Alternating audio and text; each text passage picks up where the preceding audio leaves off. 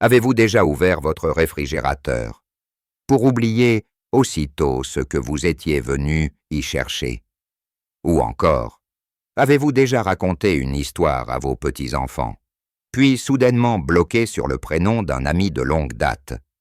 Ces petits oublis vous paraissent anodins, mais s'ils se répètent, ils peuvent être les premiers signaux d'alerte que votre mémoire vous joue des tours. Et voici ce qui est troublant, ces signes apparaissent que souvent bien, avant qu'un médecin ne parle de déclin cognitif. Pourtant, il existe un fruit modeste, que nous avons presque tous dans notre cuisine, capable de ralentir ce processus si vous l'intégrez au bon moment. Bonjour, je suis le docteur Pierre Dubois, gériatre depuis plus de 30 ans. Passionné par la prévention du vieillissement cérébral, aujourd'hui, je vais vous partager 5 signes souvent négligés qui révèlent que votre mémoire commence à flancher. Et surtout, un fruit extraordinaire qui peut freiner cette perte. Inspiré par l'histoire bouleversante de mon oncle Henri, permettez-moi de commencer par ce récit. Mon oncle Henri, un homme autrefois vif d'esprit et fin conteur, avait 74 ans quand nous avons remarqué ses premiers troubles. Cela a commencé doucement. Il oubliait où il avait posé ses lunettes. Puis, un jour, il s'est perdu en rentrant d'un marché qu'il fréquentait depuis 20 ans.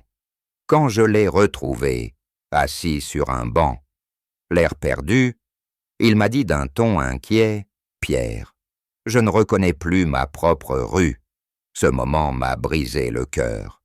C'est alors que j'ai décidé de l'accompagner non seulement en tant que médecin, mais aussi comme neveu aimant.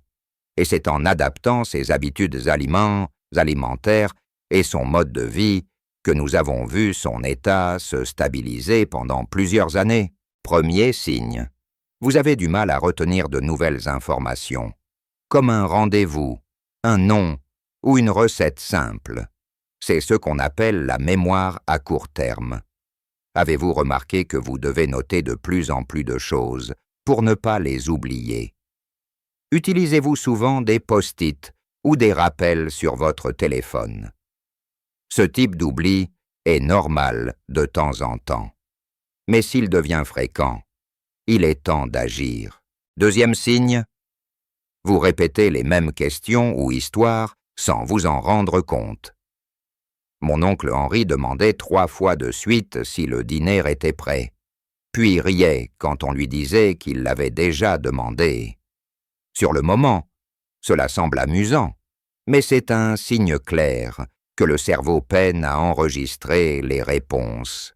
Et vous, est-ce que vos proches vous disent que parfois « Tu l'as déjà dit ça, papy ?» Troisième signe.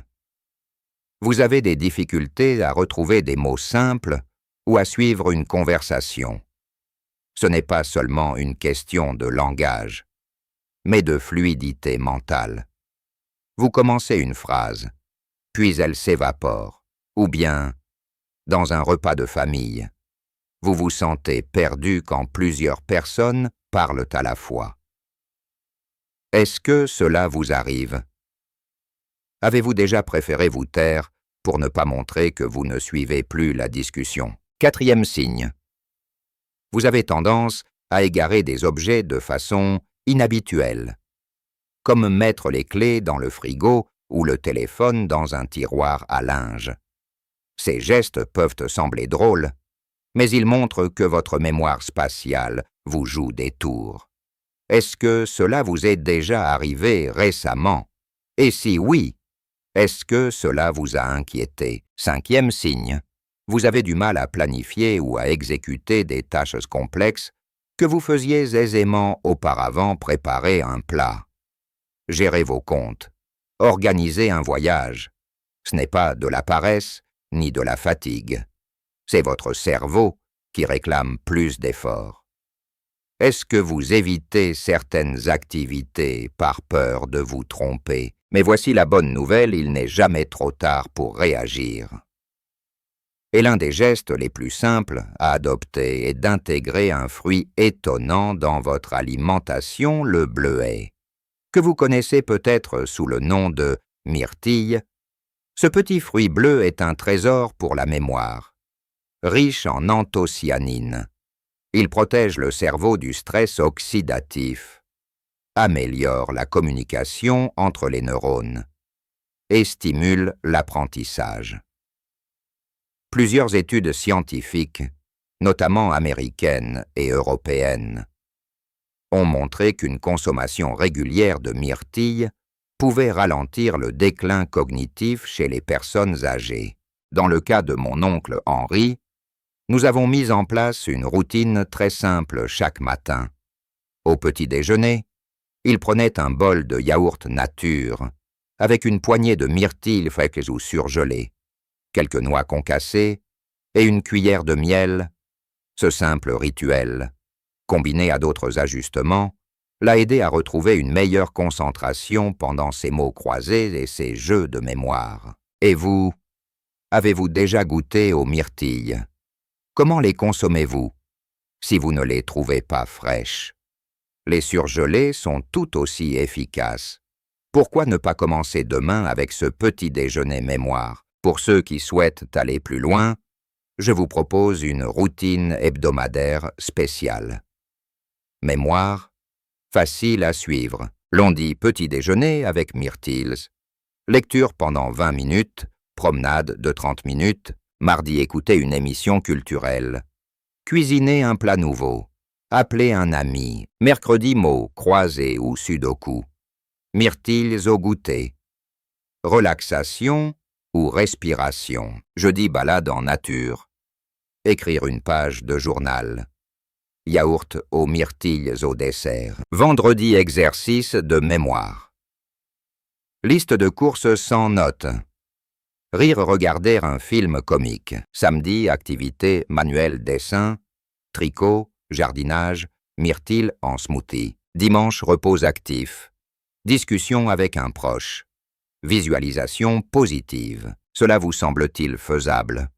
Lequel de ces gestes aimeriez-vous commencer dès cette semaine? Comprendre ces signes et agir rapidement, c'est offrir à son cerveau une véritable bouffée d'oxygène.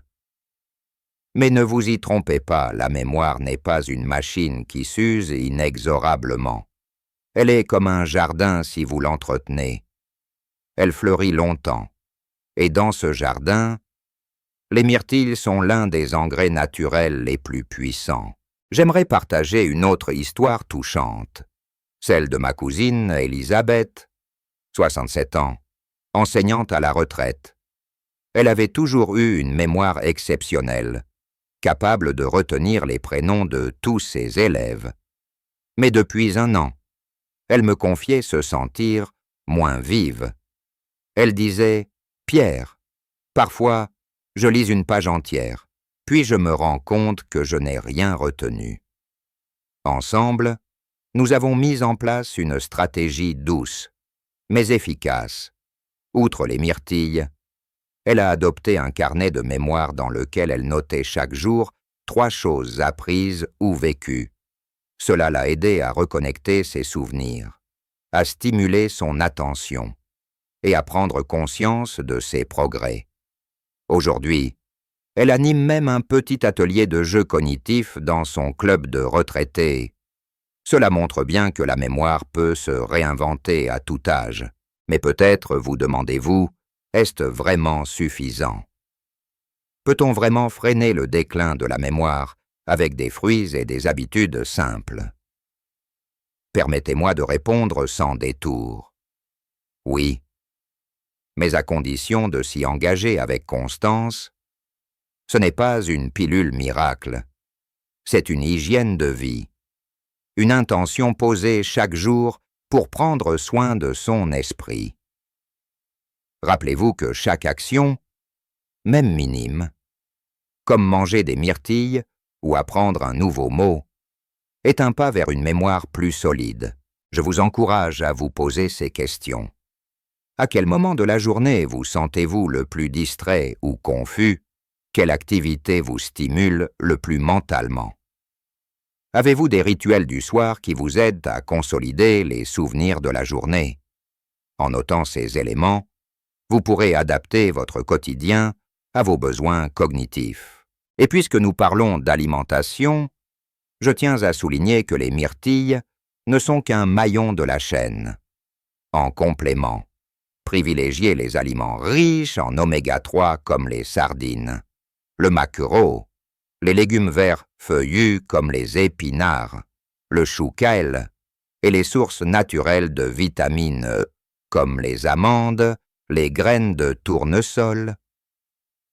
Ensemble, ces aliments créent un environnement propice à la mémoire et à la concentration. Mon conseil chaque semaine: préparez une assiette mémoire, composée de 3 couleurs différentes, par exemple saumon, brocoli et myrtille, d'une poignée d'oléagineux et d'un filet d'huile d'olive. C'est beau, c'est bon, et c'est bon pour vous.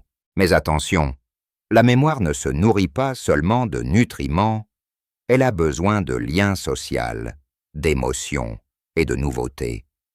Une étude menée en France sur des personnes âgées vivant seules a montré que l'isolement multipliait par 2 le risque de troubles cognitifs.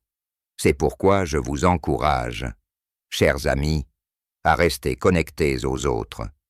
Rejoignez un club, appelez un proche, racontez vos souvenirs, jouez avec vos petits-enfants. La mémoire aime la vie, elle déteste la routine stérile. Je me souviens d'un patient, M. Paul, 69 ans, veuf depuis 3 ans. Il venait me voir pour des trous de mémoire fréquents. Mais en discutant, j'ai compris que sa solitude pesait bien plus que son âge. Je lui ai proposé un défi chaque jour. Appeler une personne, même brièvement. 1 semaine plus tard, il souriait davantage. 1 mois plus tard, il animait un cercle de lecture. Et ses oublis beaucoup moins présents. Et vous, avec qui n'avez-vous pas parlé depuis longtemps? À qui pourriez-vous écrire une carte ou passer un coup de fil aujourd'hui? Ce petit geste nourrit votre cœur et votre mémoire. Maintenant, comme promis, voici une section que vous m'avez souvent demandé, les 5 questions les plus fréquentes sur la mémoire et les myrtilles. Avec des réponses simples et efficaces. Dois-je manger des myrtilles tous les jours pour voir un effet? Pas nécessairement tous les jours, mais 3 à 4 fois par semaine est une bonne fréquence. 1 poignée suffit. L'important, c'est la régularité. Et si je n'aime pas les myrtilles, ou si je n'en trouve pas, vous pouvez les remplacer par des fruits rouges comme les mûres, les cassis ou les framboises, qui ont aussi des propriétés antioxydantes. Est-ce que les myrtilles en confiture ou en tarte sont efficaces? Mieux vaut les consommer fraîches, surgelées ou légèrement cuites, sans trop de sucre. En confiture, elles perdent une bonne partie de leurs bienfaits. Je prends déjà des médicaments pour la mémoire. Puis-je quand même suivre ce programme? Oui, bien sûr. Ce programme est complémentaire, mais ne remplace pas un traitement. Parlez-en à votre médecin si vous avez un doute. Je vis seul, et j'ai du mal à suivre une routine. Que me conseillez-vous?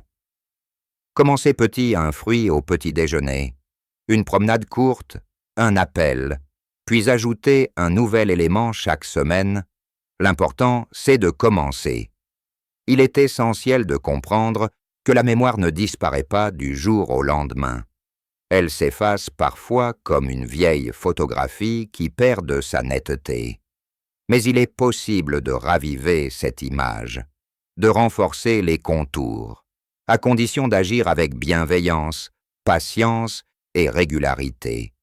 C'est ce que j'ai appris tout au long de mes 30 années auprès de patients, de familles, d'êtres chers parfois désespérés, mais aussi remplis d'espoir. Je voudrais, en guise de conclusion, vous proposer une démarche en 3 étapes, simple mais puissante. que j'appelle la méthode VIE pour vitalité alimentaire. Commencez chaque matin avec un aliment riche en antioxydants, comme les myrtilles. Accompagnez-le d'un bon verre d'eau et d'une respiration consciente. Cela éveille le cerveau en douceur. Et pour interaction quotidienne, appelez quelqu'un. Écrivez un message. Allez discuter avec votre voisin. L'interaction sociale stimule les zones du langage et de la mémoire émotionnelle. Pour exercice cognitif chaque jour. Faites fonctionner votre cerveau. Lisez, jouez, résolvez une devinette, regardez un documentaire. Ce sont des vitamines mentales. Cette méthode ne prend pas plus de 30 minutes par jour. Mais ses effets sont profonds. Et si vous avez un petit cahier ou un agenda, notez chaque soir. Aujourd'hui, j'ai pris soin de ma mémoire. Suivi de ce que vous avez fait, vous verrez comme cela renforce votre confiance. Je vous encourage aussi à créer un petit cercle autour de vous, un ami, un voisin, un membre de votre famille avec qui vous échangez vos progrès, vos astuces, vos recettes. La mémoire se partage. Elle se nourrit de récits, de rires, de regards. Souvent, on me dit « Docteur, à mon âge, est-ce que ça vaut encore la peine ?» Et je réponds toujours « Bien sûr que oui, parce que chaque moment de clarté, chaque souvenir retrouvé, chaque nom rappelé, c'est une victoire sur l'oubli. Et ces victoires, même petites, illuminent notre quotidien. Je repense à mon oncle Henri. Il n'a jamais retrouvé exactement la vivacité de ses 50 ans. C'est vrai, mais il a pu retrouver la joie de lire à ses arrière-petits-enfants, d'écouter les oiseaux dans son jardin et de me raconter, encore une fois, comment il avait rencontré ma tante sous un pommier en fleurs. Ces souvenirs étaient devenus plus précieux que l'or. Et vous, quels sont les souvenirs que vous aimeriez garder toute votre vie? Avez-vous un moment, un parfum, une chanson qui vous ramène à une époque heureuse? Prenez le temps d'y penser. Écrivez-le, partagez-le. Vous verrez comme votre mémoire vous en remerciera. Alors, êtes-vous prêt à relever le défi de la mémoire? Voici mon invitation pendant les 7 prochains jours. Suivez la méthode VIE chaque matin. Ajoutez les myrtilles 3 fois dans votre semaine et notez vos impressions au bout de la semaine. Regardez en arrière, vous serez surpris de tout ce que vous avez accompli. Et si cette vidéo vous a inspiré, partagez-la avec ceux que vous aimez. Un frère, une sœur, un voisin, peut-être, qui commence lui aussi à oublier des choses. Vous pourriez être celui ou celle qui lui redonne confiance. Je suis le docteur Pierre Dubois et je vous accompagnerai toujours avec chaleur, science et humanité pour faire de chaque jour une nouvelle chance de rester lucide, autonome et profondément vivant. Prenez soin de vous, de votre esprit et de vos souvenirs. À très bientôt.